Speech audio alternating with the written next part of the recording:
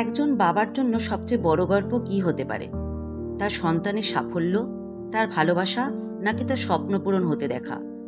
আজ আমি আপনাদের শোনাবো বাবার রাজকন্যা, একটি হৃদয় ছোঁয়া গল্প, যেখানে এক বাবা তার মেয়ের জন্য জীবনভর সংগ্রাম করেছে, আর সেই মেয়ে প্রতিজ্ঞা করেছিল একদিন বাবার সব কষ্ট দূর করবে।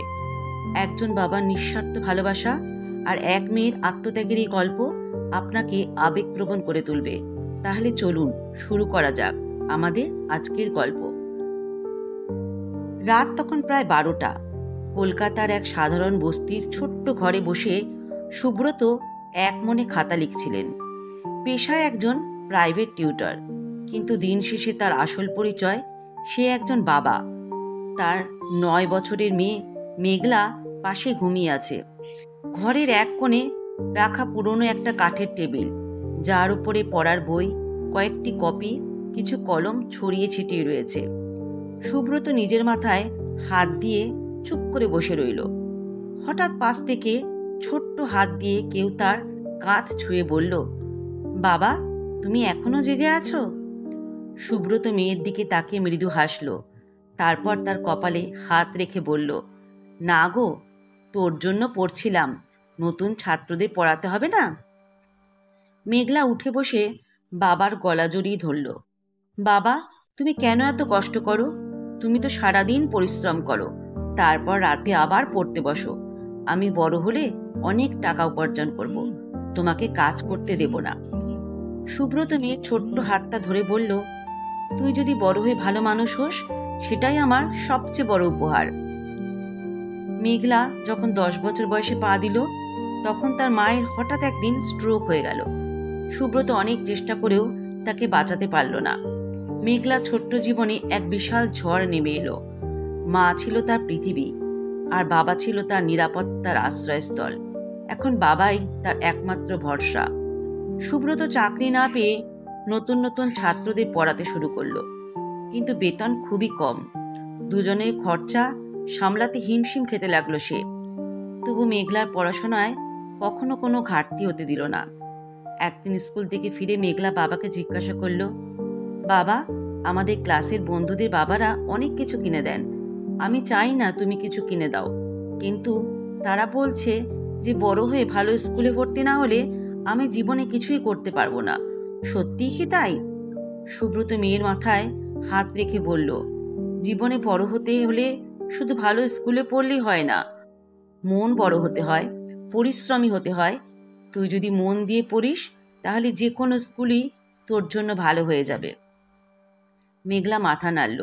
সেই রাতে সে প্রতিজ্ঞা করল, জীবনে কিছু একটা করবেই, যেন তার বাবা আর কোনোদিনও কষ্ট না পায়। সাল কেটে গেল। মেঘলা মাধ্যমিক পরীক্ষায় অসাধারণ ফল করল। কলকাতার এক নামকরা কলেজ থেকে স্কলারশিপ পেয়ে ভর্তি হলো। বাবার চোখে আনন্দের অশ্রু। কিন্তু জীবনের লড়াই এখানেই থেমে থাকলো না। সুব্রত দিন রাত কাজ করে চলল, যেন তার মেয়ের পড়াশোনায় কোনো বাধা না আসে। কখনো রাত জেগে ছাত্রীদের পড়ানো, কখনো বইয়ের দোকানে কাজ। কোনো কাজেই ছোট মনে করল না সে। মেঘলা বুঝতে পারল বাবার কষ্ট, কিন্তু কিছু বলতে পারত না। শুধু মনে মনে একটাই স্বপ্ন দেখতে থাকলো, একদিন এমন কিছু করবে যাতে তার বাবা গর্বিত হয়। কয়েক বছর পর মেঘলা ইঞ্জিনিয়ারিং পড়তে নামে বিশ্ববিদ্যালয়ে সুযোগ পেল।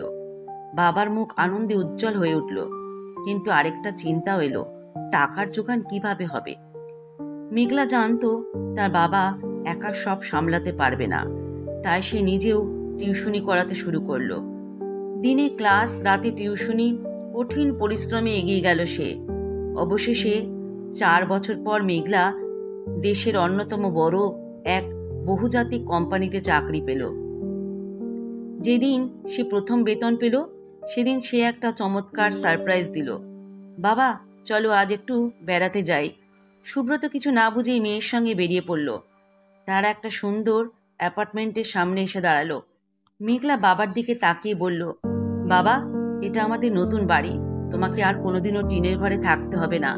তুমি এখন বিশ্রাম নেবে, কষ্ট করো না। সুব্রত কিছু বলার ভাষা খুঁজে পেল না। চোখ বেয়ে অশ্রু গড়িয়ে পড়ল।